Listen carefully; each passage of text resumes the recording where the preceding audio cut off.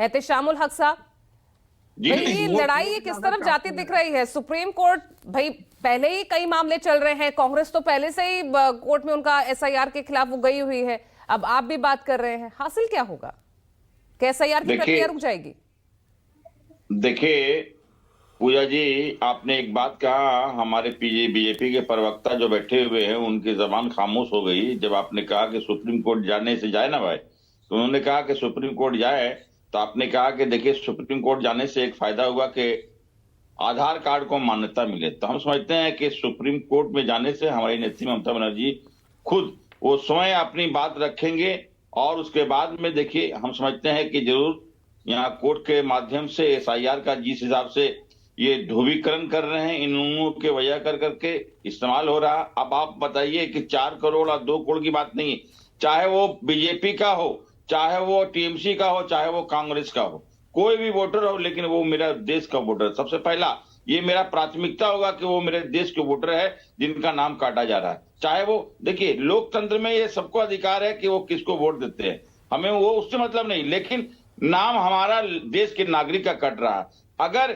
इसी के हिसाब से अगर 2024 में जो अभी सत्ता पर काबिज है पूजा जी, 240 सीट लेकर के विराजमान है, तो ये केंद्र सरकार को तो पहले रिजाइन देनी चाहिए, नहीं बैठने का अधिकार है।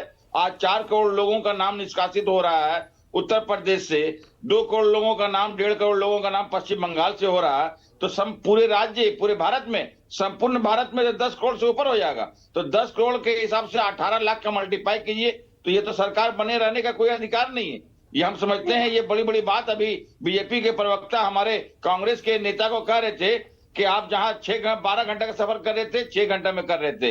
अरे भाई 400 का सिलेंडर 1200 रुपए में तो ले रहे हैं, जो 35 रुपए का 70 रुपए का पेट्रोल था 106 रुपए ले रहे हैं। आज जो आप बोल रहे हैं कि ब्लैक, कितने क्लेम्स एंड ऑब्जेक्शंस आपने अब तक दर्ज करवाए हैं एहतेशामुल हक साहब टीएमसी की तरफ से? आपके 77,000 बीएलओ से भी शायद ज्यादा बीएलएज आपके मैदान में हैं, कितने क्लेम्स एंड ऑब्जेक्शन दर्ज हुए आपके?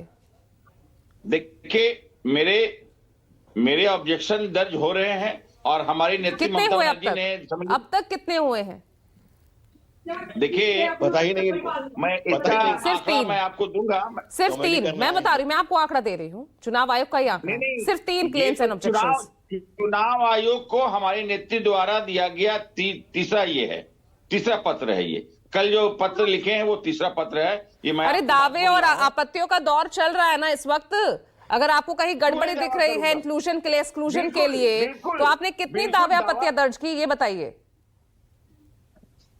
मैं 3 दावे, मैं तो बता रहा हूं, आपत्तियां तो 3 दर्ज किया रहा हो, तो मैं तो आपको बोल रहा हूं स्पष्ट रूप से पूजा जी कि जिस हिसाब से विरोध इतना जमकर आप कर रहे हैं, 58 लाख मतदाताओं के जो नाम कट रहे हैं, और सिर्फ 3 क्लेम्स आपने, सिर्फ 3।